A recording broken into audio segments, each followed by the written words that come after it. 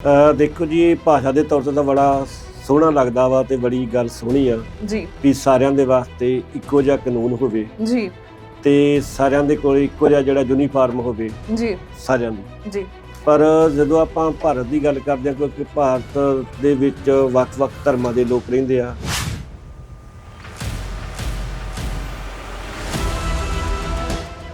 ਸੰਵਿਧਾਨ ਆਪਾਂ ਨੂੰ ਕਈ ਤਰ੍ਹਾਂ ਦੀਆਂ ਅਲੱਗ-ਅਲੱਗ ਤਰ੍ਹਾਂ ਦੀਆਂ ਹੁਣ ਤੱਕ ਜਿਹੜੀ ਆ ਆਜ਼ਾਦੀ ਦਿੰਦਾ ਰਿਹਾ, ਜੀ ਕਿਉਂਕਿ ਜੰਮੂ ਕਸ਼ਮੀਰ ਵਾਸਤੇ ਕੁਝ ਅਲੱਗ ਕਾਨੂੰਨ ਸੀ, ਉੱਤਰਾਖੰਡ ਵਾਸਤੇ ਅਲੱਗ ਆ, ਹਿਮਾਚਲ ਪ੍ਰਦੇਸ਼ ਵਾਸਤੇ ਅਲੱਗ ਆ। ਸਟੇਟਾਂ ਦੀ ਜੇ ਆਪਾਂ ਗੱਲ ਕਰੀਏ, ਰਾਜਸਥਾਨ ਵਾਸਤੇ ਅਲੱਗ ਸੀ, ਕੁਝ ਦੂਜੀਆਂ ਸਟੇਟਾਂ ਦੇ ਵਾਸਤੇ ਹੋਰ ਸੀ। ਜਿਹੜਾ ਆਪਣੇ ਆਦਿਵਾਸੀ ਖੇਤਰ ਆ ਉਹਨਾਂ ਦੇ ਵਾਸਤੇ ਅਲੱਗ ਸੀ।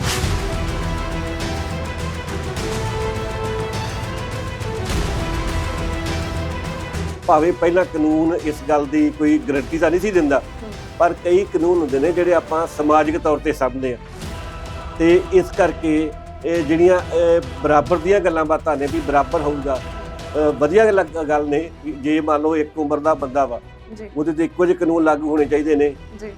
ਜੇ ਦੂਸਰੀ ਉਮਰ ਦਾ ਬੰਦਾ, ਉੱਤੇ ਇੱਕੋ ਜਿਹੇ ਕਾਨੂੰਨ ਔਰਤ ਦੇ ਵਾਸਤੇ, ਸਾਰੀਆਂ ਔਰਤਾਂ ਦੇ ਵਾਸਤੇ ਜਿਹੜੇ ਬਰਾਬਰ ਦੇ ਹੱਕ ਹਕੂਕ ਹੋਣੇ ਚਾਹੀਦੇ ਨੇ।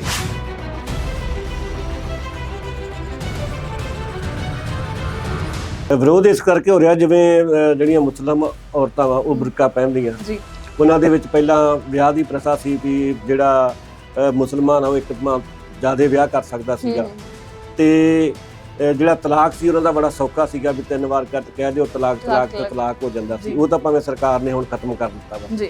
ਤੇ ਇਸ ਤਰ੍ਹਾਂ ਸੀ ਵੀ ਉਹ ਸਾਰਿਆਂ ਦੇ ਵਾਸਤੇ ਬਰਾਬਰ ਹੋਵੇ, ਵੀ ਜੇ ਕਿਸੇ ਮੁਸਲਿਮ ਔਰਤ ਨੂੰ ਬੁਰਕਾ ਪਾਉਣਾ ਜ਼ਰੂਰੀ ਨਾ ਹੋਵੇ, ਜਾਂ ਉਹ ਬੁਰਕੇ ਦੀ ਜਿਹੜੀ ਰਸਮ ਆ ਬਿਲਕੁਲ ਬੰਦ ਕਰ ਦਿੱਤੀ ਜਾਵੇ, ਜਿਹੜਾ ਕਿ ਸਰਕਾਰ ਕਰਨ ਦੀ ਕੋਸ਼ਿਸ਼ ਕੀਤੀ ਜਾ ਰਹੀ ਆ।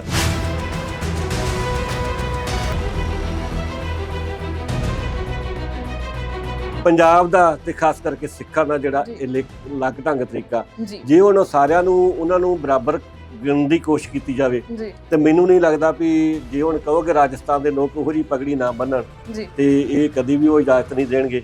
ਜੇ ਪੰਜਾਬ ਦੇ ਲੋਕਾਂ ਨੂੰ ਕਹੋ, ਸਿੱਖਾਂ ਨੂੰ ਕਹੋ, ਉਹਨਾਂ ਦਾ ਆਪਦਾ ਕਲਚਰ ਆ, ਆਪਦਾ ਉਹਨਾਂ ਦਾ ਧਰਮ ਜਿਸ ਤਰ੍ਹਾਂ ਕਹਿੰਦਾ ਵਾ, ਉਹਨਾਂ ਨੇ ਉਸੇ ਢੰਗ ਦੇ ਨਾਲ ਹੀ ਚੱਲਣਾ ਵਾ। ਉਹ ਆਪਣੀਆਂ ਪਰੰਪਰਾਵਾਂ ਨੂੰ ਛੱਡ ਨਹੀਂ ਸਕਦੇ।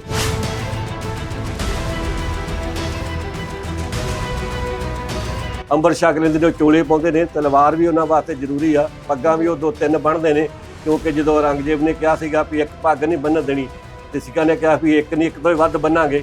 ਆ ਜਿਹੜੀ ਹੁਣ ਆਮ ਤੌਰ ਤੇ ਪਿੰਡਾਂ ਦੇ ਵਿੱਚ 50 ਲਾ ਲੈਂਦੇ ਨੇ। 50 ਦਾ ਮਤਲਬ ਵੀ ਹੁੰਦਾ ਅੱਧ, ਵੀ 2 ਪੱਗਾਂ ਬੱਧੀਆਂ ਹੋਈਆਂ, ਤੇ ਜੇ ਉਹਨਾਂ ਦੇ ਕੋਈ ਪਾਬੰਦੀ ਲਾਉਣ ਦੀ ਕੋਸ਼ਿਸ਼ ਕਰੇ ਤੇ ਇਹ ਕਦੀ ਵੀ ਸੰਭਵ ਨਹੀਂ ਹੋ ਸਕਦਾ।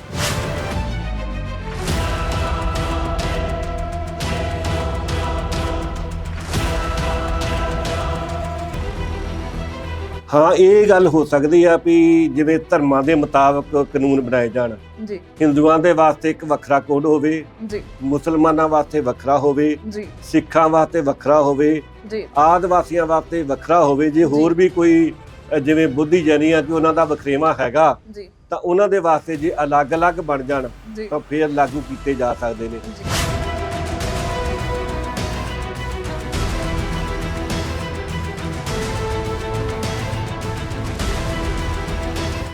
ਤਸਵੀਰ ਕਰੋ ਦਾ ਟੀਵੀ ਐਨਆਰਆਈ, ਮੈਂ ਹਾਂ ਗਰਿਮਾ, ਤੁਹਾਡਾ ਸਭ ਦਾ ਨਿੱਘਾ ਸਵਾਗਤ ਹੈ ਲੋਕ ਆਵਾਜ਼ ਦੇ ਵਿੱਚ। ਤੇ ਇਸ ਸ਼ੋਅ ਦੇ ਵਿੱਚ ਅਕਸਰ ਹੀ ਅਸੀਂ ਪੰਜਾਬ ਦੇ ਪੱਖ ਦੇ ਤੇ ਚਲੰਤ ਮੁੱਦਿਆਂ ਤੇ ਚਰਚਾ ਕਰਦੇ ਹਾਂ।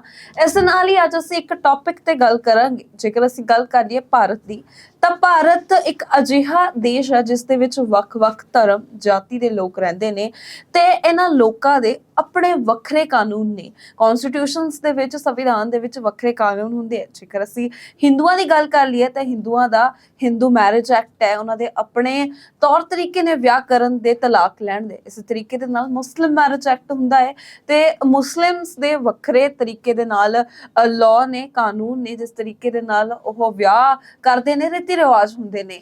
ਤੇ ਇਸ ਦੇ ਨਾਲ ਹੀ ਹੁਣ ਅਸੀਂ ਗੱਲ ਕਰ ਲਈਏ, ਇੱਕ ਮੁੱਦਾ ਭਾਰਤ ਦੇ ਵਿੱਚ ਭਖਿਆ ਹੋਇਆ ਹੈ ਜਿਸ ਦਾ ਨਾਮ ਹੈ ਯੂਨੀਫਾਰਮ ਸਿਵਲ ਲਾਅ।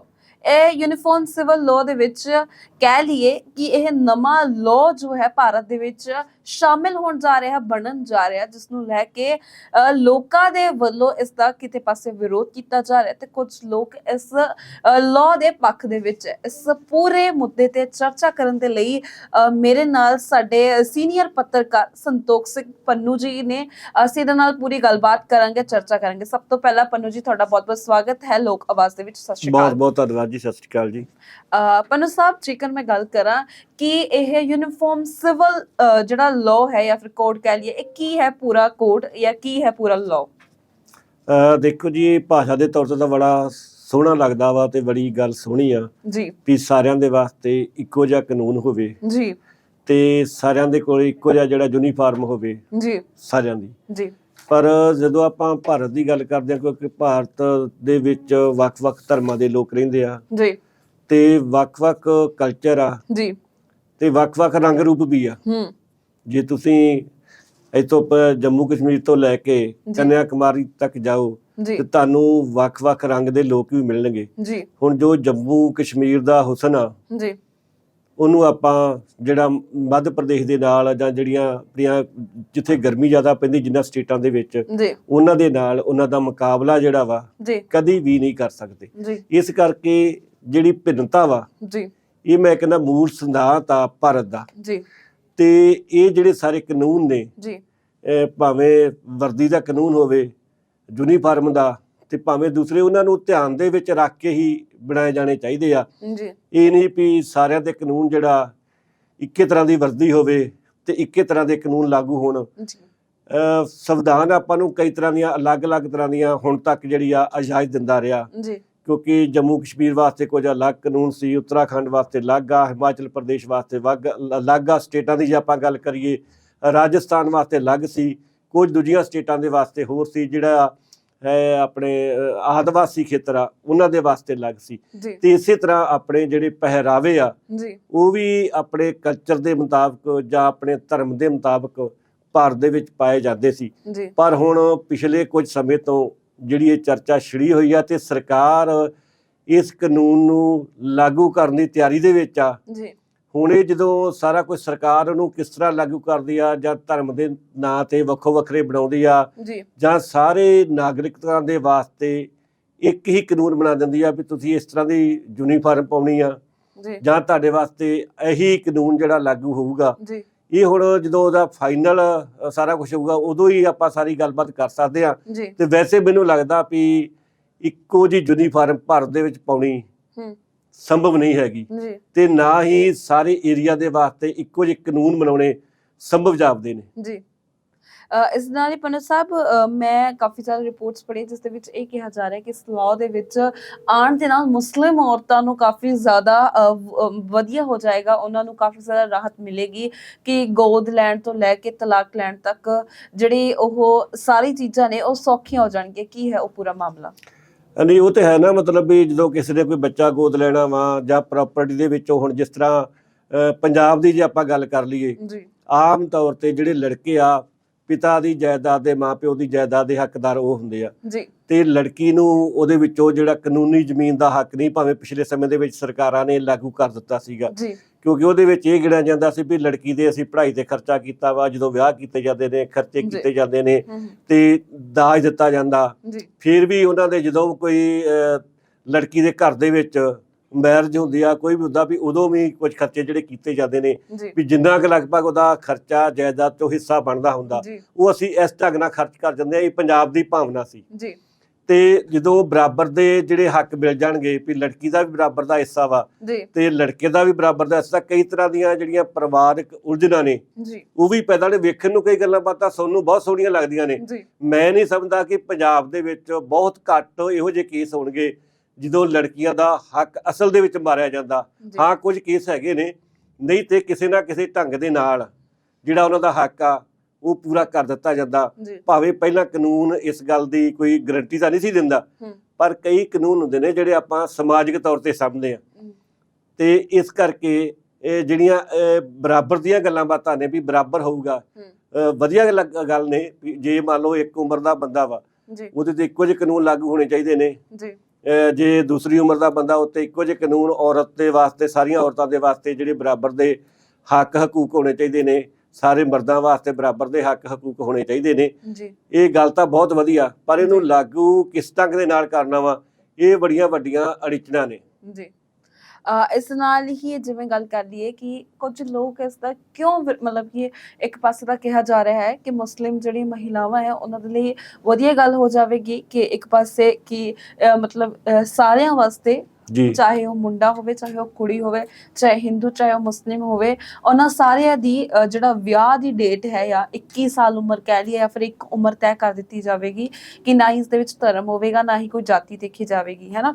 ਤੇ ਦੂਸਰੇ ਪਾਸੇ ਲੋਕ ਇਸ ਦਾ ਵਿਰੋਧ ਕਰ ਰਹੇ ਨੇ। ਬੇਸ਼ੱਕ ਉਹ ਟੀਵੀ ਚੈਨਲਸ ਤੇ ਵੀ ਅਸੀਂ ਦੇਖਦੇ ਨੇ ਇਸ ਪੂਰੇ ਮਾਮਲੇ ਨੂੰ ਲੈ ਕੇ ਡਿਬੇਟ ਹੁੰਦੀ ਹੈ ਕਿ ਇਹ ਲੋਕ ਇਸ ਦਾ ਵਿਰੋਧ ਕਰ ਰਹੇ ਨੇ ਤੇ ਜ਼ਿਆਦਾਤਰ ਲੋਕੀ ਮੁਸਲਿਮਸ ਵਿਰੋਧ ਕਰ ਰਹੇ ਨੇ। ਇਹ ਬਕਾਇਦਾ ਕਿਹਾ ਜਾ ਰਿਹਾ ਹੈ ਕਿਉਂ ਇਸ ਚੀਜ਼ ਦਾ ਵਿਰੋਧ ਹੋ ਰਿਹਾ ਲਗਾਤਾਰ ਹੀ ਭਾਰਤ ਦੇ ਵਿੱਚ ਕਿ ਸਿੱਖ ਵੀ ਕਿਤੇ ਪਾਸੇ ਇਸ ਦਾ ਵਿਰੋਧ ਕਰ ਰਹੇ ਨੇ, ਕਿਤੇ ਪਾਸੇ ਹਿੰਦੂ ਕਰ ਰਹੇ ਨੇ, ਕਿਤੇ ਪਾਸੇ ਮੁਸਲਿਮ। ਇਹ ਦੂਜੇ ਪਾਸੇ ਅਸੀਂ ਦੇਖ ਲਈਏ ਕਿ ਅਸੀਂ ਗੱਲ ਕਰ ਰਹੇ ਹਾਂ ਤਾਂ ਕਹਿ ਰਹੇ ਕਿ ਵਧੀਆ ਵੀ ਹੈ ਪਰ ਵਿਰੋਧ ਵੀ ਕਰ ਰਹੇ ਨੇ। ਕਿਉਂ ਇਸ ਦਾ ਵਿਰੋਧ ਹੋ ਰਿਹਾ ਹੈ? ਵਿਰੋਧ ਇਸ ਕਰਕੇ ਹੋ ਰਿਹਾ ਜਿਵੇਂ ਜਿਹੜੀਆਂ ਮੁਸਲਿਮ ਔਰਤਾਂ ਵਾ ਉਹ ਬੁਰਕਾ ਪਹਿਨਦੀਆਂ, ਜੀ ਉਹਨਾਂ ਦੇ ਵਿੱਚ ਪਹਿਲਾਂ ਵਿਆਹ ਦੀ ਪ੍ਰਥਾ ਸੀ ਵੀ ਜਿਹੜਾ ਮੁਸਲਮਾਨ ਆ ਉਹ ਇੱਕ ਜ਼ਿਆਦਾ ਵਿਆਹ ਕਰ ਸਕਦਾ ਸੀਗਾ, ਤੇ ਜਿਹੜਾ ਤਲਾਕ ਸੀ ਉਹਨਾਂ ਦਾ ਬੜਾ ਸੌਖਾ ਸੀਗਾ ਵੀ 3 ਵਾਰ ਕਹਿ ਦਿਓ ਤਲਾਕ ਤਾਂ ਤਲਾਕ ਹੋ ਜਾਂਦਾ ਸੀ। ਉਹ ਤਾਂ ਭਾਵੇਂ ਸਰਕਾਰ ਨੇ ਹੁਣ ਖਤਮ ਕਰ ਦਿੱਤਾ ਵਾ। ਤੇ ਇਸ ਤਰ੍ਹਾਂ ਸੀ ਵੀ ਉਹ ਸਾਰਿਆਂ ਦੇ ਵਾਸਤੇ ਬਰਾਬਰ ਹੋਵੇ, ਵੀ ਜੇ ਕਿਸੇ ਮੁਸਲਿਮ ਔਰਤ ਨੂੰ ਬੁਰਕਾ ਪਾਉਣਾ ਜ਼ਰੂਰੀ ਨਾ ਹੋਵੇ ਜਾਂ ਉਹ ਬੁਰਕੇ ਦੀ ਜਿਹੜੀ ਰਸਮ ਆ ਬਿਲਕੁਲ ਬੰਦ ਕਰ ਦਿੱਤੀ ਜਾਵੇ, ਜਿਹੜਾ ਕਿ ਸਰਕਾਰ ਕਰਨ ਦੀ ਕੋਸ਼ਿਸ਼ ਕੀਤੀ ਜਾ ਰਹੀ ਆ। ਹੁਣ ਇਹ ਆ ਵੀ ਸਾਰੇ ਜਿਹੜੇ ਮੁਸਲਿਮ ਲੋਕ ਨੇ, ਔਰਤਾਂ ਨੇ, ਮਰਦ ਨੇ, ਇਸ ਗੱਲ ਨੂੰ ਪ੍ਰਵਾਨ ਕਰਦੇ ਆ ਜਾਂ ਨਹੀਂ ਕਰਦੇ, ਇਸ ਗੱਲ ਤੇ ਵੀ ਬਹੁਤ ਜਿਹੜੀ ਨਿਰਭਰਤਾ ਵਾ।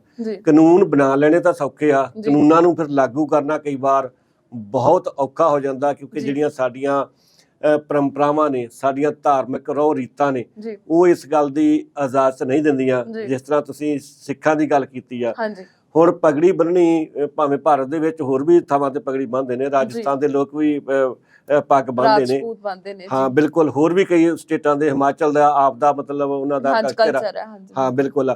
ਪੰਜਾਬ ਦਾ ਤੇ ਖਾਸ ਕਰਕੇ ਸਿੱਖਾਂ ਦਾ ਜਿਹੜਾ ਅਲੱਗ ਢੰਗ ਤਰੀਕਾ, ਜੇ ਹੁਣ ਸਾਰਿਆਂ ਨੂੰ ਉਹਨਾਂ ਨੂੰ ਬਰਾਬਰ ਗਿਣਨ ਦੀ ਕੋਸ਼ਿਸ਼ ਕੀਤੀ ਜਾਵੇ ਤੇ ਮੈਨੂੰ ਨਹੀਂ ਲੱਗਦਾ ਵੀ ਜੇ ਹੁਣ ਕਹੋਗੇ ਰਾਜਸਥਾਨ ਦੇ ਲੋਕ ਉਹੋ ਜਿਹੀ ਪਗੜੀ ਨਾ ਬੰਨਣ ਤੇ ਇਹ ਕਦੀ ਵੀ ਉਹ ਇਜਾਜ਼ਤ ਨਹੀਂ ਦੇਣਗੇ। ਜੇ ਪੰਜਾਬ ਦੇ ਲੋਕਾਂ ਨੂੰ ਕਹੋ, ਸਿੱਖਾਂ ਨੂੰ ਕਹੋ, ਉਹਨਾਂ ਦਾ ਆਪਦਾ ਕਲਚਰ ਆ, ਆਪਦਾ ਉਹਨਾਂ ਦਾ ਧਰਮ ਜਿਸ ਤਰ੍ਹਾਂ ਕਹਿੰਦਾ ਵਾ, ਉਹਨਾਂ ਨੇ ਉਸੇ ਢੰਗ ਦੇ ਨਾਲ ਹੀ ਚੱਲਣਾ ਵਾ। ਉਹ ਆਪਣੀਆਂ ਪਰੰਪਰਾਵਾਂ ਨੂੰ ਛੱਡ ਨਹੀਂ ਸਕਦੇ। ਹਾਂ, ਮੁਸਲਿਮ ਔਰਤਾਂ ਨੂੰ ਜ਼ਰੂਰ ਇਹਦਾ ਫਾਇਦਾ ਹੋ ਸਕਦਾ, ਜਾਂ ਜਿਹੜੇ ਇੱਕ ਤੋਂ ਵੱਧ ਵਿਆਹ ਸੀ ਮੁਸਲਮਾਨਾਂ ਦੇ ਵਾਸਤੇ ਉੱਤੇ ਜਿਹੜਾ ਬੈਨ ਆ ਲੱਗ ਜੂਗਾ। ਇਹੋ ਜਿਹੀਆਂ ਗੱਲਾਂ ਬਾਤਾਂ ਤਾਂ ਚਲੋ ਕੁਛ ਹੱਦ ਤੱਕ ਠੀਕ ਵੀ ਨੇ, ਪਰ ਸਾਰਿਆਂ ਨੂੰ ਇੱਕੇ ਰੱਸੇ ਬੰਨ੍ਹਣਾ ਉਹ ਠੀਕ ਨਹੀਂ ਹੋਣਾ ਹੈਗਾ। ਤੇ ਨਾ ਇਸ ਤਰ੍ਹਾਂ ਮੈਨੂੰ ਲੱਗਦਾ ਭਾਰਤ ਦੇ ਵਿੱਚ ਹੋਣਾ ਨਹੀਂ। ਕਿਸ ਨੂੰ ਜੇ ਯੂਨੀਫਾਰਮ ਦੀ ਗੱਲ ਆਉਂਦੀ ਆ, ਕਿਹਨੂੰ ਮੰਨੋਗੇ? ਹੁਣ ਪੈਂਟ ਕਮੀਜ਼ ਆ, ਇਹ ਆਪਣਾ ਤਾਂ ਪਹਿਰਾਵਾ ਹੀ ਨਹੀਂ ਹੈਗਾ। ਭਾਰਤ ਦੇ ਲੋਕ ਤਾਂ ਪਹਿਲਾਂ ਧੋਤੀ ਪਹਿਨਦੇ ਸੀਗੇ, ਔਰਤਾਂ ਜਿਹੜੀਆਂ ਵਾ ਸਾੜੀ ਪਹਿਨਦੀਆਂ ਸੀ। ਪੰਜਾਬ ਦੇ ਜਿਹੜੇ ਲੋਕ ਨੇ ਉਹ ਚਾਦਰ ਬੰਨ੍ਹਦੇ ਸੀ, ਕਮੀਜ਼ ਪਾਉਂਦੇ ਸੀਗੇ। ਹੁਣ ਵੀ ਜਿਹੜੇ ਪਜਾਮੇ ਨੇ, ਕੁੜਤੇ ਨੇ, ਜਿਹੜੇ ਅੰਮ੍ਰਿਤ ਛਕ ਲੈਂਦੇ ਨੇ, ਉਹ ਚੋਲੇ ਪਾਉਂਦੇ ਨੇ। ਤਲਵਾਰ ਵੀ ਉਹਨਾਂ ਵਾਸਤੇ ਜ਼ਰੂਰੀ ਆ। ਪੱਗਾਂ ਵੀ ਉਹ 2-3 ਬੰਨ੍ਹਦੇ ਨੇ, ਕਿਉਂਕਿ ਜਦੋਂ ਔਰੰਗਜ਼ੇਬ ਨੇ ਕਿਹਾ ਸੀਗਾ ਵੀ ਇੱਕ ਪੱਗ ਨਹੀਂ ਬੰਨ੍ਹਣ ਦੇਣੀ, ਤੇ ਸਿੱਖਾਂ ਨੇ ਕਿਹਾ ਵੀ ਇੱਕ ਨਹੀਂ, ਇੱਕ ਤੋਂ ਹੀ ਵੱਧ ਬੰਨਾਂਗੇ। ਆ ਜਿਹੜੀ ਹੁਣ ਆਮ ਤੌਰ ਤੇ ਪਿੰਡਾਂ ਦੇ ਵਿੱਚ 50 ਲਾ ਲੈਂਦੇ ਨੇ। 50 ਦਾ ਮਤਲਬ ਵੀ ਹੁੰਦਾ ਅੱਧ, ਵੀ 2 ਪੱਗਾਂ ਬੱਧੀਆਂ ਹੋਈਆਂ। ਤੇ ਜੇ ਉਹਨਾਂ ਦੇ ਕੋਈ ਪਾਬੰਦੀ ਲਾਉਣ ਦੀ ਕੋਸ਼ਿਸ਼ ਕਰੇ ਤੇ ਇਹ ਕਦੀ ਵੀ ਸੰਭਵ ਨਹੀਂ ਹੋ ਸਕਦਾ। ਜੀ, ਇਸ ਨਾਲ ਹੀ ਜੇਕਰ ਅਸੀਂ ਗੱਲ ਕਰੀਏ ਕਿ ਇਹ ਸੰਭਵ ਹੈ ਕਿ ਭਾਰਤ ਵਰਗੇ ਵੱਖ-ਵੱਖ ਧਰਮ ਜਾਤੀਆਂ ਵਾਲੇ ਦੇਸ਼ ਦੇ ਵਿੱਚ ਇਸ ਕਾਨੂੰਨ ਨੂੰ ਲਾਗੂ ਕਰਨਾ? ਹਾਂ, ਇਹ ਗੱਲ ਹੋ ਸਕਦੀ ਆ ਵੀ ਜਿਵੇਂ ਧਰਮਾਂ ਦੇ ਮੁਤਾਬਕ ਕਾਨੂੰਨ ਬਣਾਏ ਜਾਣ। ਹਿੰਦੂਆਂ ਦੇ ਵਾਸਤੇ ਇੱਕ ਵੱਖਰਾ ਕੋਡ ਹੋਵੇ, ਮੁਸਲਮਾਨਾਂ ਵਾਸਤੇ ਵੱਖਰਾ ਹੋਵੇ, ਸਿੱਖਾਂ ਵਾਸਤੇ ਵੱਖਰਾ ਹੋਵੇ, ਆਦਿਵਾਸੀਆਂ ਵਾਸਤੇ ਵੱਖਰਾ ਹੋਵੇ। ਜੇ ਹੋਰ ਵੀ ਕੋਈ ਜਿਵੇਂ ਬੁੱਧੀ ਜੈਨੀ ਆ ਕਿ ਉਹਨਾਂ ਦਾ ਵਖਰੇਵਾਂ ਹੈਗਾ, ਤਾਂ ਉਹਨਾਂ ਦੇ ਵਾਸਤੇ ਜੇ ਅਲੱਗ-ਅਲੱਗ ਬਣ ਜਾਣ ਤਾਂ ਫਿਰ ਲਾਗੂ ਕੀਤੇ ਜਾ ਸਕਦੇ ਨੇ।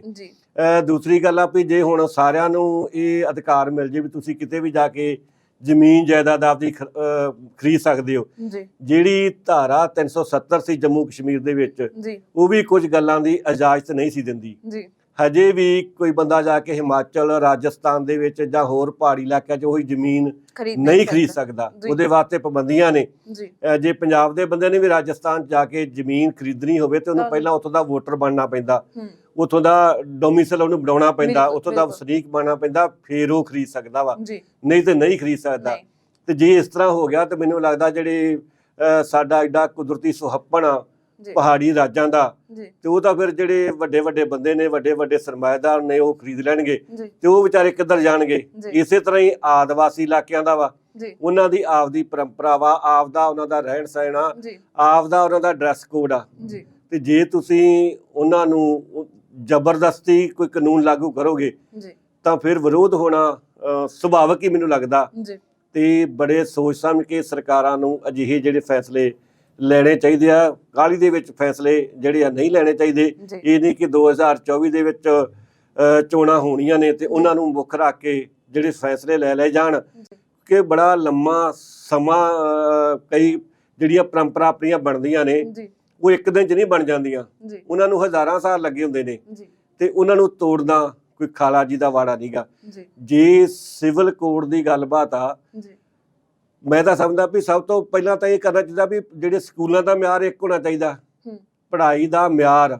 ਹਾਂ, ਵੱਖਰੀ ਗੱਲ ਆ ਕਿ ਜਿਹੜੀਆਂ ਸਟੇਟਾਂ ਨੇ ਉਹਨਾਂ ਦਾ ਆਪਦਾ ਇਤਿਹਾਸ ਆ ਤੇ ਉਹ ਵਿੱਚ ਲਾਗੂ ਹੋਣੇ ਚਾਹੀਦੇ ਆ ਵੱਖ-ਵੱਖ ਸਟੇਟਾਂ ਦੇ, ਜਿਵੇਂ ਪੰਜਾਬ ਦਾ ਇਤਿਹਾਸ, ਗੁਜਰਾਤ ਦਾ ਗੁਜਰਾਤ ਬਾਰੇ। ਪਰ ਬਾਕੀ ਜਿਹੜੇ ਆ ਗੱਲਾਂ ਬਾਤਾਂ ਸਾਰੀਆਂ ਇੱਕੋ ਜਿਹੇ ਲੈਵਲ ਦੇ, ਇੱਕੋ ਜਿਹੇ ਸਹੂਲਤਾਂ ਵਾਲੇ ਸਕੂਲ ਹੋਣੇ ਚਾਹੀਦੇ ਆ। ਡਿਫਰੈਂਸ ਤਾਂ ਇੱਥੋਂ ਹੀ ਪੈ ਜਾਂਦਾ। ਕੋਈ ਤਾਂ ਵਿਚਾਰਾ ਜਿਹੜਾ ਜਿੱਥੇ ਪੂਰੇ ਕਮਰੇ ਨਹੀਂ ਉਹਨਾਂ ਸਕੂਲਾਂ 'ਚ ਪੜ੍ਹਦਾ ਬੱਚਾ, ਤੇ ਇੱਕ ਜਿਹੜਾ ਏਅਰ ਕੰਡੀਸ਼ਨ ਗੱਡੀਆਂ ਜਾਂਦਾ ਤੇ ਏਅਰ ਕੰਡੀਸ਼ਨ ਸਕੂਲਾਂ ਦੇ ਵਿੱਚ ਪੜ੍ਹਦਾ ਜਿੱਥੇ ਸਾਰੀਆਂ ਸੁੱਖ ਸਹੂਲਤਾਂ ਵਾ। ਜਿਹੜੇ ਇਹੋ ਜਿਹੇ ਵਖਰੇਵੇਂ ਆ ਉਹ ਦੂਰ ਕਰਨ ਦੀ ਜ਼ਿਆਦਾ ਲੋੜ ਆ। ਕੱਪੜੇ, ਪਹਿਰਾਵਾ ਸਰੀਰ ਨੂੰ ਢੱਕਣ ਦੇ ਵਾਸਤੇ ਪਾਇਆ ਜਾਂਦਾ, ਉਹ ਕਿਸੇ ਵੀ ਤਰ੍ਹਾਂ ਦਾ ਹੋਵੇ, ਕੋਈ ਗੱਲ ਨਹੀਂ। ਆ ਤੁਸੀਂ ਦਫ਼ਤਰਾਂ ਦੇ ਵਿੱਚ ਕੋਈ ਸਰਕਾਰੀ ਤੌਰ ਤੇ ਲਾਗੂ ਕਰੋ, ਉਹ ਤਾਂ ਹੋ ਸਕਦਾ, ਪਰ ਮੈਨੂੰ ਤਾਂ ਲੱਗਦਾ ਉਹ ਵੀ ਨਹੀਂ। ਮੈਂ ਕਾਲਜ ਦੇ ਵਿੱਚ ਆਰਟਸ ਕਾਲਜ ਫਿਰੋਜ਼ਪੁਰ ਪੜ੍ਹਦਾ ਹੁੰਦਾ ਸੀਗਾ ਤੇ ਉੱਥੇ ਸਾਡੇ ਇੱਕ ਪ੍ਰੋਫੈਸਰ ਸੀ, ਉਹ ਧੋਤੀ ਪਹਿਨ ਕੇ ਉਹਨਾਂ ਦਿਨਾਂ 'ਚ ਆਉਂਦਾ ਹੁੰਦਾ ਸੀਗਾ। 1979 ਦੀ ਗੱਲ ਆ। ਤੇ ਜੇ ਹੁਣ ਮਤਲਬ ਉੱਥੇ ਸਿੱਖ ਪ੍ਰੋਫੈਸਰ ਲੱਗਿਆ ਹੋਇਆ, ਉਹਨੂੰ ਆਪਾਂ ਇਹ ਤਾਂ ਨਹੀਂ ਕਹਿੰਦੇ ਸੀ ਪਗੜੀ ਤੋਂ ਬਗੈਰ ਕਦੀ ਆ ਹੀ ਨਹੀਂ ਸਕਦਾ, ਕਦੀ ਆਪਾਂ ਸੋਚ ਹੀ ਨਹੀਂ ਸਕਦੇ। ਜੇ ਕੋਈ ਹੋਰ ਕੋਈ ਆਦਿਵਾਸੀ ਆ ਕੇ ਵੀ ਲੱਗ ਸਕਦਾ ਤੇ ਉਹ ਆਪਦਾ ਪਹਿਰਾਵਾ ਵੀ ਪਾ ਸਕਦਾ ਵਾ। ਇਸ ਕਰਕੇ ਜਿਹੜਾ ਸਮਾਨਤਾ ਵਾ, ਹਾਂ ਮੰਨ ਲਓ ਔਰਤ ਨੂੰ, ਲੜਕੀ ਨੂੰ ਬਰਾਬਰ ਦੇ ਅਧਿਕਾਰ ਮਿਲਣੇ ਚਾਹੀਦੇ ਆ, ਉਹਨੂੰ ਬਰਾਬਰ ਦੇ ਮੌਕੇ ਮਿਲਣੇ ਚਾਹੀਦੇ ਆ। ਭਾਵੇਂ ਉਹ ਆਦਿਵਾਸੀ ਬੱਚਾ ਤੇ ਭਾਵੇਂ ਕਿਸੇ ਰਾਜ ਦਾ ਬੱਚਾ, ਉਹਨੂੰ ਇੱਕੋ ਜਿਹੇ ਮੌਕੇ ਮਿਲਣੇ ਚਾਹੀਦੇ ਆ। ਤੇ ਸਕੂਲਾਂ ਦਾ ਜਿਹੜਾ ਮਿਆਰ ਸਾਰਿਆਂ ਦਾ ਵਧੀਆ ਹੋਣਾ ਚਾਹੀਦਾ ਤੇ ਇੱਕੋ ਜਿਹਾ ਹੋਣਾ ਚਾਹੀਦਾ।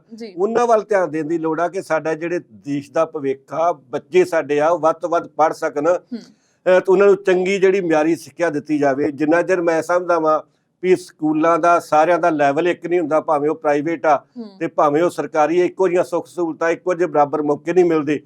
ਤੇ ਵੈਸੇ ਹੀ ਸਾਰਿਆਂ ਨੂੰ ਬਰਾਬਰ ਮੌਕੇ ਨਹੀਂ ਮਿਲਣੇ ਤੇ ਫਿਰ ਸਿਵਲ ਕੋਡ ਇੱਕ ਜਾਂ ਯੂਨੀਫਾਰਮ ਦਾ ਕੋਡ ਜਾਂ ਦੂਜੇ ਕਰਨੇ, ਮੈਨੂੰ ਨਹੀਂ ਲੱਗਦਾ ਵੀ ਉਹਨਾਂ ਦਾ ਕੋਈ ਮਹਿੜੇ ਰਹਿ ਜਾਂਦੇ ਨੇ। ਜੀ ਪੰਨੂ ਸਾਹਿਬ, ਜੇਕਰ ਅਸੀਂ ਗੱਲ ਕਰ ਲਈਏ ਕਿ ਲੋਕਾਂ ਦਾ ਲਗਾਤਾਰ ਵਿਰੋਧ ਤਾਂ ਕਰ ਰਿਹਾ ਕਿ ਇਸ ਦੇ ਨਾਲ ਸਿੱਖੀ ਤੇ ਕੋਈ ਪ੍ਰਭਾਵ ਪਵੇਗਾ ਕਿ ਇਸ ਲਾਅ ਦੇ ਆਉਣ ਦੇ ਨਾਲ?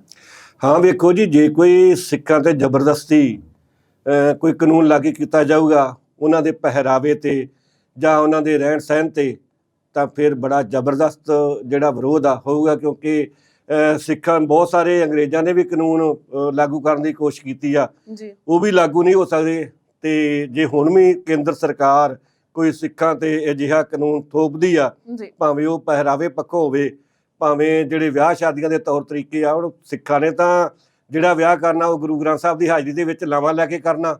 ਜੇ ਉਹਨਾਂ ਤੇ ਇਹ ਥੋਪਿਆ ਜਾਵੇ ਵੀ ਤੁਸੀਂ ਇਸ ਤਰ੍ਹਾਂ ਕਰਨਾ, ਹਾਂ ਠੀਕ ਆ, ਜਿਹੜੀ ਰਜਿਸਟ੍ਰੇਸ਼ਨ ਸਰਕਾਰੀ ਆ ਉਹਦੇ ਵਾਸਤੇ, ਜੇ ਉਹਦੇ ਵਿੱਚ ਇਹ ਹੋਊਗਾ ਵੀ ਤੁਸੀਂ ਸਿੱਖ ਧਰਮ ਦੇ ਮੁਤਾਬਕ ਵਿਆਹ ਕੀਤਾ ਵਾ, ਤੁਹਾਨੂੰ ਮਾਨਤਾ ਤਾਂ ਹੀ ਆ। ਜੇ ਕੋਈ ਮੁਸਲਮਾਨ ਧਰਮ ਦੇ ਮੁਤਾਬਕ ਕਰਦਾ ਜਾਂ ਕੋਈ ਜੈਨੀ ਬੋਧੀਆਂ ਦੇ ਮੁਤਾਬਕ ਕਰਦਾ ਵਾ, ਉਹਨੂੰ ਤੁਸੀਂ ਆਗਿਆ ਦਿਓਗੇ ਤਾਂ ਹੀ ਆ। ਇਸ ਕਰਕੇ ਜੇ ਕੋਈ ਚੀਜ਼ ਜ਼ਬਰਦਸਤੀ ਕਿਸੇ ਦੇ ਵੀ ਥੋਪੀ ਗਈ, ਮੈਨੂੰ ਲੱਗਦਾ ਭਾਵੇਂ ਉਹ ਸਿੱਖ ਆ, ਭਾਵੇਂ ਉਹ ਹੋਰ ਕਿਸੇ ਧਰਮ ਦੇ ਨਾਲ ਸੰਬੰਧਿਤ ਆ, ਤੇ ਉਹ ਮੰਨਣ ਨੂੰ ਤਿਆਰ ਨਹੀਂ ਹੋਣਗੇ ਤੇ ਉਹਦਾ ਜ਼ਬਰਦਸਤ ਜਿਹੜਾ ਵਾ ਵਿਰੋਧ ਆ ਉਹ ਵੀ ਦੇਖਣ ਨੂੰ ਮਿਲੂਗਾ। ਹੁਣ ਜਿਵੇਂ ਭਾਸ਼ਾ ਦੀ ਗੱਲ ਹੀ ਆ, ਕੀ ਕਰ ਲੋਗੇ? ਅੰਗਰੇਜ਼ ਗਿਆ 1947 75 ਸਾਲ ਹੋ ਗਏ ਅੰਗਰੇਜ਼ਾਂ ਨੂੰ ਗਿਆ ਨੂੰ, ਤੇ ਹਜੇ ਵੀ ਆਪਣੇ ਅੰਗਰੇਜ਼ੀ ਚਲੀ ਜਾਂਦੀ ਆ। ਅਦਾਲਤਾਂ ਦਾ ਕੰਮ ਵੀ ਅੰਗਰੇਜ਼ੀ, ਤੇ ਜੇ ਪਾਰਲੀਮੈਂਟ ਦੀ ਗੱਲਬਾਤ ਉੱਥੇ ਵੀ ਅੰਗਰੇਜ਼ੀ ਚਲੀ ਜਾਂਦੀ ਆ। ਵੀ ਪਹਿਲਾਂ ਤੁਸੀਂ ਭਾਰਤੀ ਭਾਸ਼ਾਵਾਂ ਨੂੰ ਮਾਨਤਾ ਤਾਂ ਦੇ ਲਓ, ਬਾਕੀ ਪਹਿਰਾਵੇ ਦੀਆਂ ਗੱਲਾਂ ਬਾਅਦ ਚ ਕਰ ਲਿਓ, ਉਹਨਾਂ ਨੂੰ ਤਾਂ ਬਰਾਬਰ ਦੇ ਮੌਕੇ ਦਿਓ।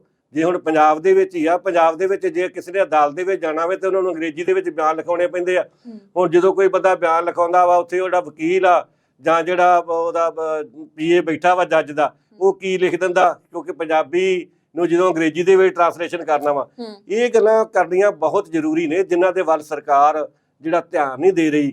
ਇਹ ਬਰਾਬਰਤਾ, ਇਹ ਸਮਾਨਤਾ ਕਿ ਜਿੰਨੀਆਂ 22 ਭਾਸ਼ਾਵਾਂ ਨੇ ਜਾਂ ਜਿੰਨੀਆਂ ਨੂੰ ਭਾਸ਼ਾ ਨੂੰ ਸਰਕਾਰ ਨੇ ਮਾਨਤਾ ਦਿੱਤੀ ਹੋਈ ਆ, ਉਹਨੂੰ ਪੂਰਾ ਇੱਜ਼ਤ ਮਾਣ ਸਤਿਕਾਰ ਦਿੱਤਾ ਜਾਵੇ। ਅਦਾਲਤਾਂ ਦੀ ਭਾਸ਼ਾ, ਸਰਕਾਰੀ ਭਾਸ਼ਾ, ਭਾਵੇਂ ਪੰਜਾਬ ਦੇ ਵਿੱਚ ਹੁਣ ਭਾਸ਼ਾ ਐਕਟ ਵੀ ਬਣ ਚੁੱਕਿਆ ਪਰ ਨਹੀਂ ਲਾਗੂ ਹੋਇਆ, ਹੋਰ ਸਟੇਟਾਂ ਦੇ ਵਿੱਚ ਵੀ ਆ।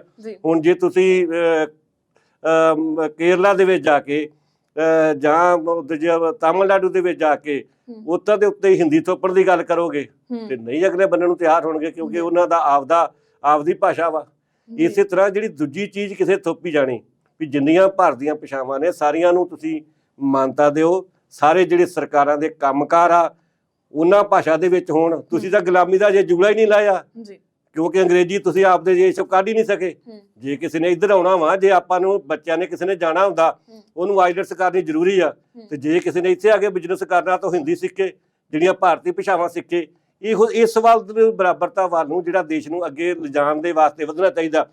ਮੈਂ ਸਮਝਦਾ ਵੀ ਜੇ ਭਾਰਤੀ ਭਾਸ਼ਾਵਾਂ ਦੇ ਵਿੱਚ, ਭਾਵੇਂ ਸਰਕਾਰ ਨੇ ਕਿਹਾ ਤਾਂ ਹੈਗਾ ਕਿ ਅਸੀਂ ਜਿਹੜੀ ਡਾਕਟਰੀ ਦੀ ਪੜ੍ਹਾਈ ਆ, ਇੰਜੀਨੀਅਰਿੰਗ ਦੀ ਪੜ੍ਹਾਈ ਆ, ਉਹਨੂੰ ਭਾਰਤੀ ਭਾਸ਼ਾਵਾਂ ਦੇ ਵਿੱਚ ਕਰਾਂਗੇ, ਪਰ ਪੂਰੇ ਤੌਰ ਤੇ ਹੋਇਆ ਨਹੀਂ। ਸਾਡੇ ਬੱਚੇ ਤਾਂ ਹੀ ਕਈ ਵਾਰ ਪਿੱਛੇ ਰਹਿ ਜਾਂਦੇ ਨੇ ਕਿਉਂਕਿ ਅੰਗਰੇਜ਼ੀ ਸਾਡੀ ਮਾਤ ਭਾਸ਼ਾ ਨਹੀਂ, ਅੰਗਰੇਜ਼ੀ ਭਾਸ਼ਾ ਨਹੀਂ। ਨਾ ਤਾਂ ਬੱਚਿਆਂ ਨੂੰ ਸਕੂਲਾਂ ਦੇ ਵਿੱਚ ਵੀ ਅੰਗਰੇਜ਼ੀ ਸਿਖਾਈ ਜਾਂਦੀ ਹੈ, ਨਾ ਤਾਂ ਉਹ ਅੰਗਰੇਜ਼ੀ ਸਿੱਖਦੇ ਨੇ। ਤੇ ਬਾਕੀ ਜਿਹੜੀ ਉਹ ਭਾਸ਼ਾਵਾਂ, ਜੇ ਕੋਈ ਹਿੰਦੀ ਰੀਜਨ ਵਾਲਾ ਜਾਂ ਪੰਜਾਬੀ ਵਾਲਾ, ਤੇ ਉਹਨਾਂ ਜਿਹੜੀਆਂ ਮਾਤ ਭਾਸ਼ਾਵਾਂ ਉਹ ਵੀ ਉਹਨੂੰ ਚੰਗੀ ਤਰ੍ਹਾਂ ਉਹਦੇ ਵਿੱਚ ਮਹਾਰਤ ਹਾਸਲ ਨਹੀਂ ਕਰਦੇ। ਤੇ ਇਸੇ ਕਰਕੇ ਜਿਹੜਾ ਪੜ੍ਹਾਈ ਦੇ ਵਿੱਚ ਪਿੱਛੇ ਰਹਿ ਜਾਂਦੇ ਨੇ। ਮੈਂ ਸਮਝਦਾ ਜੇ ਭਾਰਤੀ ਭਾਸ਼ਾਵਾਂ ਦੇ ਵਿੱਚ ਹਾਇਰ ਐਜੂਕੇਸ਼ਨ ਕਰਾਵੇ, ਆ ਜਿਹੜੀ ਬਗੈਰ ਮਤਲਬ ਤੋਂ ਸਰਕਾਰ ਕਾਨੂੰਨਾਂ ਦੇ ਵਿੱਚ ਉਲਝ ਰਹੀ ਆ, ਉਹਨਾਂ ਦੀ ਲਾਏ ਤੇ ਸਾਡੇ ਬੱਚੇ, ਮੈਨੂੰ ਲੱਗਦਾ ਵਾ ਵੀ ਸਭ ਤੋਂ ਵੱਧ ਵਧੀਆ ਡਾਕਟਰ ਹੋਣਗੇ, ਬਣਨਗੇ। ਹੁਣ ਇਹ ਨਹੀਂ ਮੈਂ ਕਹਿੰਦਾ ਵੀ ਉਹ ਡਾਕਟਰ ਨਹੀਂ ਬਣਦੇ, ਮੇਰਾ ਕਹਿਣ ਦਾ ਭਾਵ ਨਹੀਂ। ਤੇ ਜਿਹੜੇ ਇੰਜੀਨੀਅਰਿੰਗ ਦੇ ਵਿੱਚ ਵੀ ਵੱਧ ਤੋਂ ਵੱਧ ਜਿਹੜੀਆਂ ਦੁਨੀਆ ਦੇ ਵਿੱਚ ਮੱਲਾਂ ਮਾਰਨਗੇ, ਉਹ ਅੱਗੇ ਵਧਣਗੇ। ਜੇ ਰੂਸ ਦੇ ਵਿੱਚ ਪੜ੍ਹਾਈ ਰਸ਼ੀਆ 'ਚ ਹੋ ਸਕਦੀ ਆ, ਚੀਨ ਦੇ ਵਿੱਚ ਚੀਨੀ ਭਾਸ਼ਾ 'ਚ ਹੋ ਸਕਦੀ ਆ, ਫਰਾਂਸ ਦੇ ਵਿੱਚ ਫਰਾਂਸੀਸੀ ਭਾਸ਼ਾ ਦੇ ਵਿੱਚ ਹੁੰਦੀ ਆ, ਹੋਰ ਜਿਹੜੇ ਦੇਸ਼ ਨੇ ਉਹਨਾਂ ਦੀਆਂ ਭਾਸ਼ਾਵਾਂ ਦੇ ਵਿੱਚ ਹਾਇਰ ਐਜੂਕੇਸ਼ਨ ਤੇ ਆਪਣੇ ਕੀ ਪ੍ਰੋਬਲਮ ਆ। ਜੀ, ਤੇ ਪੰਨੂ ਸਾਹਿਬ, ਕੁਝ ਲੋਕੀ ਕਹਿ ਰਹੇ ਨੇ ਕਿ ਜਿਹੜੀ ਇਹ ਲਾਅ ਲੈ ਕੇ ਆ ਰਹੇ ਨੇ, ਇਹ ਸਿਰਫ ਇੱਕ ਬੀਜੇਪੀ ਦਾ ਇੱਕ ਏਜੰਡਾ ਹੈ ਬਿਲਕੁਲ ਇਲੈਕਸ਼ਨਸ ਨੂੰ ਜਿੱਤਣ ਦਾ। ਤੁਹਾਡਾ ਕੀ ਇਸ ਪੂਰੇ ਮਾਮਲੇ ਤੇ ਵਿਚਾਰ ਹੈ? ਨਹੀਂ, ਇਹਦੇ ਤਾਂ ਹੈ ਹੀ ਆ ਵੀ ਉਹਨਾਂ ਨੂੰ ਇਹ ਵੀ ਜਿਹੜੀ ਬਹੁ ਗਿਣਤੀ ਆ ਸ਼ਾਇਦ ਸਾਡੇ ਮਗਰ ਹੋ ਜੂਗੀ। ਇਹ ਕਿਤੇ ਨਾ ਕਿਤੇ ਇਹ ਗੱਲ ਉੱਭਰ ਕੇ ਸਾਹਮਣੇ ਵੀ ਆਉਂਦੀ ਆ ਕਿ ਹੋਰ ਵੀ ਕਈ ਜਿਹੜੇ ਇਹ ਸਰਕਾਰ ਕਾਨੂੰਨ ਬਣਾ ਰਹੀ ਆ, ਇਹਨਾਂ ਗੱਲਾਂ ਨੂੰ ਧਿਆਨ ਦੇ ਵਿੱਚ ਰੱਖ ਕੇ ਬਣਾ ਰਹੀ ਆ। ਤੇ ਸੋ ਸਰਕਾਰ ਨੂੰ ਸੋਚਣਾ ਚਾਹੀਦਾ ਵੀ ਦੇਸ਼ ਦੇ ਵਿੱਚ ਸਾਰੇ ਤਰ੍ਹਾਂ ਦੇ ਲੋਕ ਰਹਿੰਦੇ ਨੇ, ਉਹਨਾਂ ਦਾ ਵੀ ਧਿਆਨ ਰੱਖਣਾ ਚਾਹੀਦਾ। ਜੇ ਬਹੁ ਗਿਣਤੀ ਨੂੰ ਕਿਸੇ ਕਾਨੂੰਨ ਦੀ ਲੋੜ ਆ, ਉਹਨਾਂ ਵਾਸਤੇ ਵੀ ਬਣੇ, ਤੇ ਜਿਹੜੀ ਘੱਟ ਗਿਣਤੀ ਆ ਉਹਨਾਂ ਨੂੰ ਵੀ ਸਰਕਾਰ ਨੂੰ ਨਾਲ ਲੈ ਕੇ ਚੱਲਣਾ ਚਾਹੀਦਾ। ਤੇ ਉਹਨਾਂ ਦੇ ਕਿਸੇ ਵੀ ਤਰ੍ਹਾਂ ਦਾ ਜਿਹੜਾ ਦਬਦਬਾ ਕਾਇਮ ਕਰਨ ਦੀ ਕੋਸ਼ਿਸ਼ ਨਹੀਂ ਕਰਨੀ ਚਾਹੀਦੀ, ਕਿਉਂਕਿ ਹਿੰਦੁਸਤਾਨ ਦੇ ਵਿੱਚ ਬਹੁਤ ਜ਼ਿਆਦਾ ਵਿਭਿੰਨਤਾ ਵਾ। ਤੇ ਉਹ ਮੈਨੂੰ ਲੱਗਦਾ ਵੀ ਜੇ ਉਹਨੂੰ ਆਪਾਂ ਤੋੜਨ ਦੀ ਕੋਸ਼ਿਸ਼ ਕਰਾਂਗੇ ਤਾਂ ਇਹ ਕੁਦਰਤ ਦੇ ਨਾਲ ਵੀ ਖਿਲਵਾੜ ਹੋਊਗਾ ਤੇ ਘੱਟ ਗਿਣਤੀਆਂ ਦੇ ਨਾਲ ਨਿਆਂ ਵੀ ਨਹੀਂ ਹੋਊਗਾ। ਪੰਨੂ ਸਾਹਿਬ, ਮਤਲਬ ਕਿ ਹਾਲ ਦੀ ਘੜੀ ਦੇ ਵਿੱਚ ਤਾਂ ਇਹੀ ਲੱਗਦਾ ਹੈ ਕਿ ਸਿਰਫ ਇਸ ਦੇ ਉੱਪਰ ਚਰਚਾ ਹੀ ਹੋ ਰਹੀ ਹੈ ਤੇ ਇਸ ਦੇ ਨਾਲ ਹੀ ਕਿ ਲੋਕ ਇਸ ਨੂੰ ਲੈ ਕੇ ਹਾਮੀ ਨਹੀਂ ਭਰ ਰਹੇ ਨੇ। ਨਹੀਂ ਜੀ, ਜੋ ਸਰਕਾਰ ਦੀ ਵੈਸੇ ਤਿਆਰੀ ਲੱਗ ਰਹੀ ਆ, ਹੁਣ ਜਿਹੜਾ ਅਜਲਾਸ ਆਉਣਾ ਅੱਗੇ ਪਾਰਲੀਮੈਂਟ ਦਾ, ਉਹਦੇ ਵਿੱਚ ਇੱਕ ਕਾਨੂੰਨ ਪਾਸ ਕਰਨ ਦੀ ਜਿਹੜੀ ਬਿੱਲ ਲਿਆਉਣ ਦੀ ਪੂਰੀ ਤਿਆਰੀ ਹੈ ਸਰਕਾਰ ਦੀ। ਇਹੋ ਜਿਹੀ ਕੋਈ ਗੱਲ ਨਹੀਂ। ਜਿਸ ਤਰ੍ਹਾਂ ਉੱਤਰਾਖੰਡ ਦੇ ਤਾਂ ਕਹਿ ਰਹੇ ਆ ਮੁੱਖ ਮੰਤਰੀ ਸਾਹਿਬ ਵੀ ਸਾਡੀ ਤਾਂ ਲਗਭਗ ਤਿਆਰੀ ਹੈ, ਉਹਨਾਂ ਨੇ ਲਾਗੂ ਕਰ ਦੇਣਾ। ਇਸ ਤਰ੍ਹਾਂ ਹੋਰ ਵੀ ਸਟੇਟਾਂ ਜਿਹੜੀਆਂ ਨੇ ਉਹ ਤਿਆਰ ਬੈਠੀਆਂ ਨੇ, ਜਿਹੜੀਆਂ ਬੀਜੇਪੀ ਦੇ ਨਾਲ ਸੰਬੰਧਿਤ ਸਰਕਾਰਾਂ ਨੇ। ਤੇ ਜੇ ਕਾਨੂੰਨ ਲਿਆਂਦਾ ਜਾਂਦਾ, ਉਹਦਾ ਰੂਪਰੇਖਾ ਕਿਸ ਤਰ੍ਹਾਂ ਦੀ ਹੁੰਦੀ ਆ, ਇਹ ਸਭ ਤੋਂ ਵੱਡੀ ਗੱਲ ਆ। ਤੇ ਉਹਦੇ ਮੁਤਾਬਕ ਹੀ ਜਿਹੜੇ ਉਹਦੇ ਵਿਰੋਧ ਹੋਣੇ ਨੇ। ਹਜੇ ਤਾਂ ਜਿਆਦਾ ਚਰਚਾ ਵਾ ਉਹਦੇ ਬਾਰੇ, ਤਾਂ ਇਹ ਵੀ ਕਹਿ ਰਿਹਾ ਵੀ ਸਾਨੂੰ ਆਪਦੇ ਵਿਚਾਰ ਭੇਜੋ, ਸਾਰਾ ਕੁਛ ਆ। ਫਾਈਨਲ ਸਰਕਾਰ ਬਿੱਲ ਕਿਸ ਤਰ੍ਹਾਂ ਦਾ ਲਿਆਉਂਦੀ ਆ, ਜਿਵੇਂ ਕਿਸਾਨਾਂ ਦੇ ਖਿਲਾਫ, ਕਿਸਾਨੀ ਦੇ ਖਿਲਾਫ ਸਰਕਾਰ ਨੇ ਕਾਨੂੰਨ ਲੈ ਆਂਦੇ ਸੀ ਤੇ ਬੜਾ ਜ਼ਬਰਦਸਤ ਵਿਰੋਧ ਹੋਇਆ ਤੇ ਸਰਕਾਰ ਨੂੰ ਉਹ ਵਾਪਸ ਲੈਣੇ ਪਏ। ਹੋ ਸਕਦਾ ਹੈ ਕਿ ਜਿਹੜਾ ਇਹ ਯੂਨੀਫਾਰਮ ਸਿਵਲ ਕੋਡ ਆ ਜਾਂ ਕਈ ਹੋਰ ਜਿਹੜੇ ਇਹੋ ਜਿਹੇ ਕਾਨੂੰਨ ਸਰਕਾਰ ਲਿਆਉਣ ਚਾਹੀਦੀ ਆ, ਤੇ ਅਗਲੀਆਂ ਜਿਹੜੀਆਂ ਇਲੈਕਸ਼ਨਾਂ ਹੀ ਇਸੇ ਤੇ ਹੋਣ ਤੇ ਫਿਰ ਵਾਪਸ ਲੈਣੇ ਪੈਣ। ਇਹੋ ਜਿਹੇ ਹਾਲਾਤ ਵੀ ਦੇਸ਼ ਦੇ ਵਿੱਚ ਪੈਦਾ ਹੋ ਸਕਦੇ ਆ। ਪਰ ਇਹ ਆ ਵੀ ਪ੍ਰਧਾਨ ਮੰਤਰੀ ਸਾਹਿਬ ਜਿਹੜੇ ਆ, ਸਾਡੀ ਜਿਹੜੀ ਸਾਰੀ ਪਾਰਲੀਮੈਂਟ ਆ, ਸਾਰਾ ਕੁਝ ਬੜੇ ਸੋਚ ਸਮਝ ਕੇ ਫੈਸਲੇ ਲੈਣਗੇ। ਸਾਰੀਆਂ ਗੱਲਾਂ ਨੂੰ ਧਿਆਨ ਦੇ ਵਿੱਚ ਰੱਖ ਕੇ ਤਾਂ ਫਿਰ ਫੈਸਲਾ ਲੈਣਾ ਚਾਹੀਦਾ। ਬਹੁਤ ਬਹੁਤ ਧੰਨਵਾਦ ਪੰਨੂ ਸਾਹਿਬ ਪੂਰੇ तमाम ਜਾਣਕਾਰੀ ਦੇ ਲਈ। ਸੋ ਦਰਸ਼ਕੋ, ਇਹ ਸੀ ਅੱਜ ਦਾ ਪ੍ਰੋਗਰਾਮ ਜਿਸ ਦੇ ਵਿੱਚ ਅਸੀਂ ਚਰਚਾ ਕੀਤੀ ਜਿਸ ਦਾ ਨਾਮ ਹੈ ਲੋਕ ਆਵਾਜ਼, ਕਿ ਯੂਨੀਫਾਰਮ ਕੋਡ ਜਿਹੜਾ ਹੈਗਾ, ਯੂਨੀਫਾਰਮ ਸਿਵਲ ਲਾਅ ਪੰਜਾਬ ਦੇ ਵਿੱਚ, ਭਾਰਤ ਦੇ ਵਿੱਚ ਇਹ ਲਾਗੂ ਹੋਵੇਗਾ। ਜਿਵੇਂ ਕਿ ਪੰਨੂ ਸਾਹਿਬ ਨੇ ਪੂਰੇ ਚਰਚਾ ਦੇ ਵਿੱਚ ਦੱਸਿਆ ਹੈ ਕਿ ਸਰਕਾਰ ਇਸ ਦੇ ਉੱਪਰ ਚਰਚਾ ਕਰ ਰਹੀ ਹੈ ਕਿ ਯੂਨੀਫਾਰਮਲੀ ਇੱਕ ਕਾਨੂੰਨ ਦੇ ਤਹਿਤ ਸਾਰੇ ਧਰਮ ਜਾਤੀਆਂ ਦੇ ਉੱਪਰ ਉੱਠ ਕੇ ਇੱਕ ਕਾਨੂੰਨ ਲਿਆਂਦਾ ਜਾਵੇ ਜਿਸ ਦੇ ਉੱਪਰ ਵਿਆਹ ਸ਼ਾਦੀ ਜਾਂ ਫਿਰ ਬੱਚਾ ਗੋਦ ਲੈਣ ਦੀ ਪੂਰੇ ਤਰੀਕੇ ਹੋਣਗੇ, ਚਾਹੇ ਉਹ ਹਿੰਦੂ ਧਰਮ ਹੋਵੇ ਚਾਹੇ ਉਹ ਮੁਸਲਿਮ ਧਰਮ ਹੋਵੇ, ਔਰ ਸਾਰੇ ਧਰਮ ਦੇ ਇੱਕ ਬਰਾਬਰ ਇੱਕ ਕਾਨੂੰਨ ਦੇ ਦਾਇਰੇ ਦੇ ਵਿੱਚ ਰਹਿ ਕੇ ਸਾਰੇ ਨਿਯਮਾਂ ਨੂੰ ਫੋਲੋ ਕਰਨ। ਇਹ ਸੀ ਅੱਜ ਦਾ ਮੁੱਦਾ। ਵੱਡੀਆਂ ਤੇ ਤਾਜ਼ੀਆਂ ਖਬਰਾਂ ਦੇਖਣ ਦੇ ਲਈ ਤੁਸੀਂ ਜੁੜੇ ਰਹੋ TV NRI ਦੇ ਨਾਲ।